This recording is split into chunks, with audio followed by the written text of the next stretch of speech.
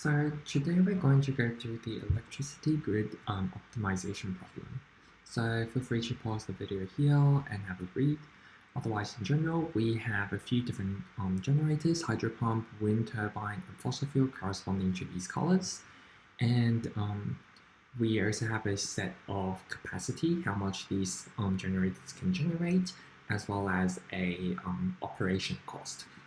Now, when we're sending through these electricity grids, these edges, we lose about 0.2% of the input load per kilometers. And also, the company earns $13 per kilowatt sold. Now, the thing is, these nodes, which I'll just say they're suburbs, they have a minimum demand and a maximum demand, and we can basically sell the electricity within these demands. So the problem is we want to maximize the profit while ensuring all suburb receives the required amount of energy. Sorry, that just means we need to sell at least the minimum demand. So how do we do this problem? Well, let's get right into the formulation. So I have already generated some of the formulation we need for this problem.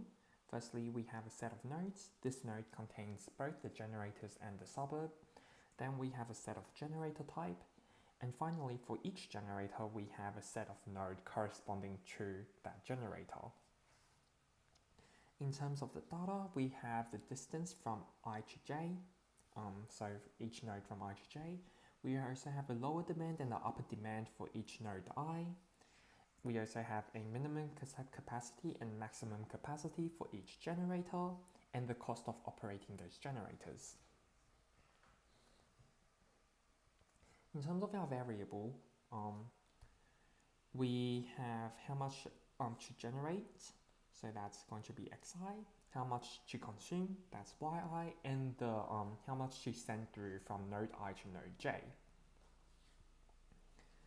So those are our three main variables that we need, and the objective in this case is to maximize profit, right? So the revenue earned is going to be 13 times how much we sold, so that's the sum of yi. But we also have to minus out the operating cost, which would be how much each node I generates based on the cost of that generator. So now we have a few basic constraints we need to do.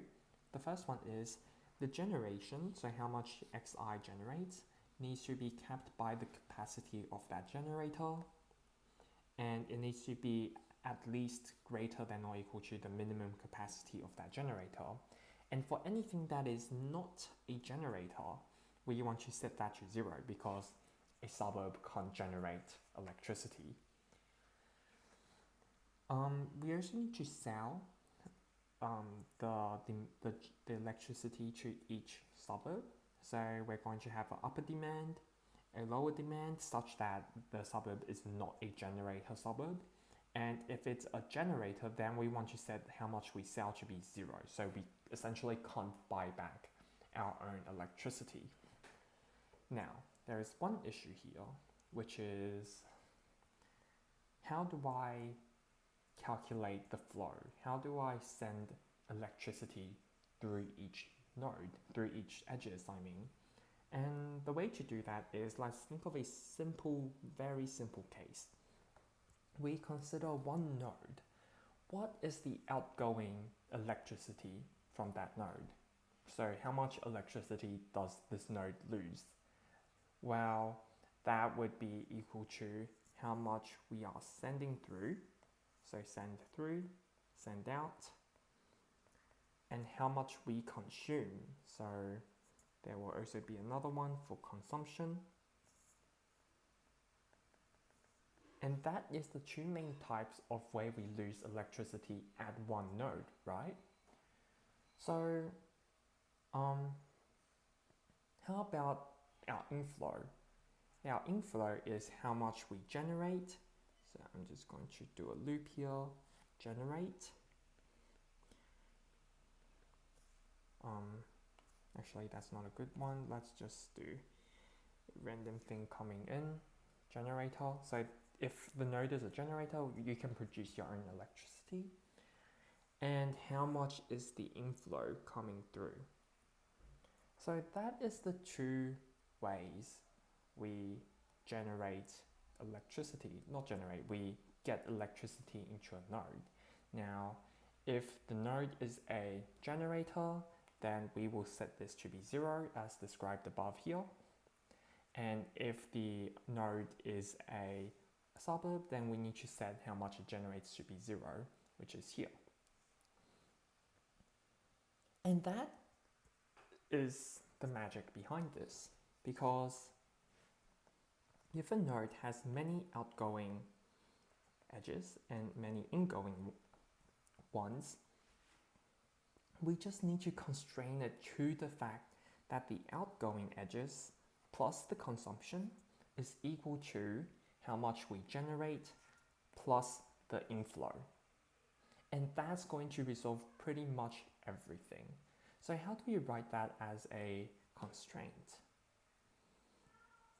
So the way we write that as a constraint is essentially, as I mentioned before, inflow equals outflow. Inflow equals outflow.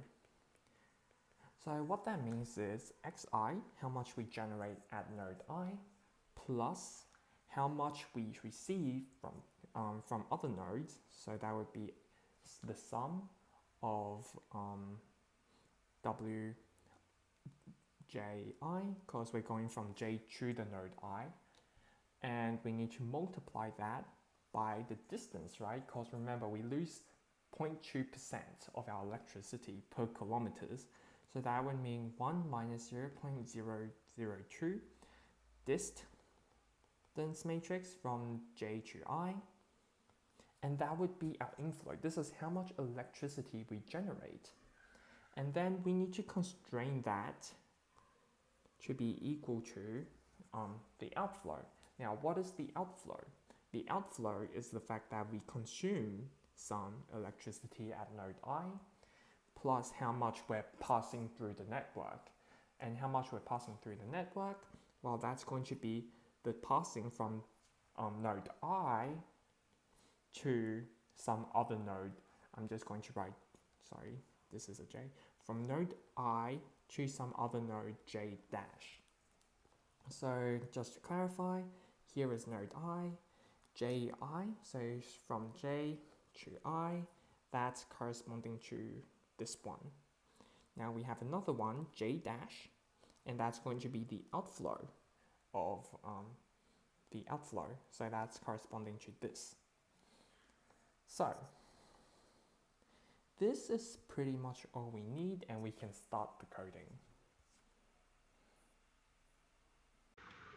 Okay, so I've gone ahead and coded up this the formulation in Python, and we're going to be using the simplex method we developed previously in our last video.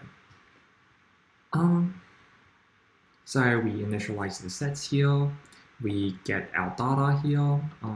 These data comes from this thing called electricity utilities, and I've just coded that up with the help of ChatGPT. We have our what's that called? Variables. So xi for the generation, yi for the consumption, w for the indices of flow.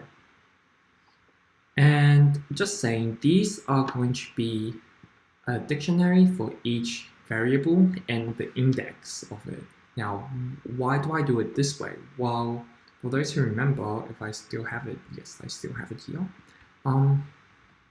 I needed to create a C value that corresponds to each variable, right?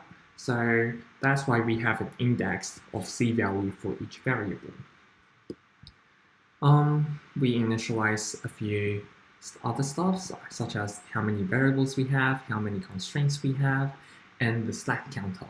So remember, slack is included when we have inequality signs. Then we kind of initialize A and B, and we loop through to put in our X and Y indices.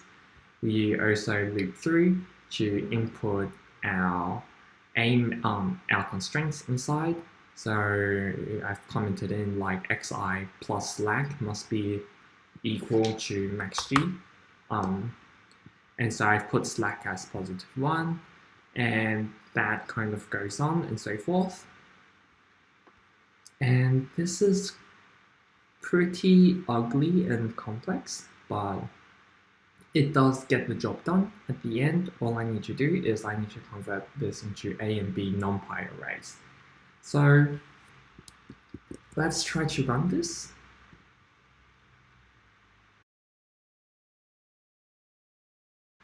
The reason for that is because not all of our constraint is going to have a slack, right? Because you only have a slack when you have inequality constraints.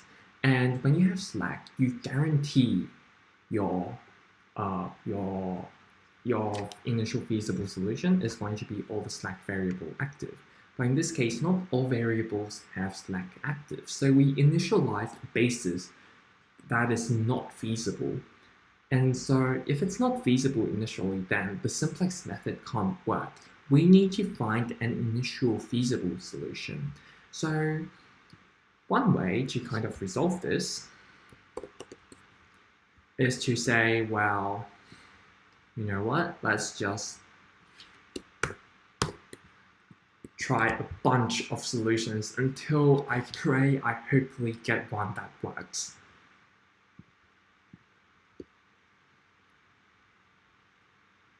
Till you realize, I don't think it'll work. Big cry. So we've run up to 30, it seems like nearly 40,000, sorry, 5,000, 6,000 tries now, right? And it just doesn't seem like it's working. So what should we do?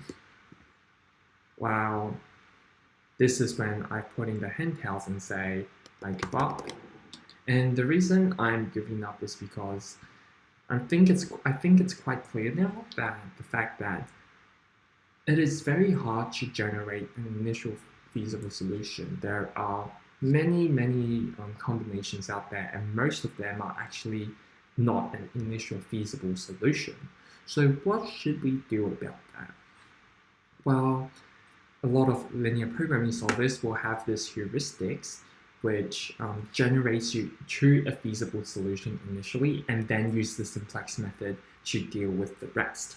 In this case, my heuristic, which is random stuff fly off, just doesn't seem to work.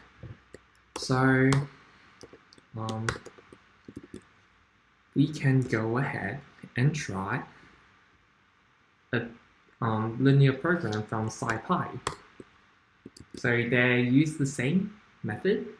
They use the same method for us, except their linear program is going to minimize things. So in order to turn this into a maximization problem in the SciPy solvers, we're going to go ahead and multiply this with -c. So if I run this, it does give me a solution, and it tells me my solution, optimal solution, is at -32.6. So that's going to equate to a $32.6 thousand. Yes, 32, basically 33. My number's long. $33,000. So yeah. Now, this is obviously very complicated and very ugly. Surely there is an easier way of doing this. Well, if we use Garobi, this is going to become so much more neater to write our constraints. And if we go ahead and run this, we're going to get the same solution there, but furthermore, I've gone ahead and coded up a graph to kind of just show how this is working. So we can kind of see we have the different generators here. I believe I've generated a list of 30 suburbs, and we can kind of just see how much energy is being passed through each suburb. So that would be it for today's video. Obviously, we can make this much more complicated if we wanted, For example, the how much edge, so the how much the edge can handle might also be limited. So we might not want to activate the generators. In this case, we've just said all generators need to be active, but that's not the case. We can not activate some generators as well, and we can do a whole bunch of other stuff. But since I've limited myself to just using linear programs, this is what I've done. For the other stuff, a integer programming approach would be required, as we would need to turn on and off the generators, which would be binary. So yeah, that would be it for this video.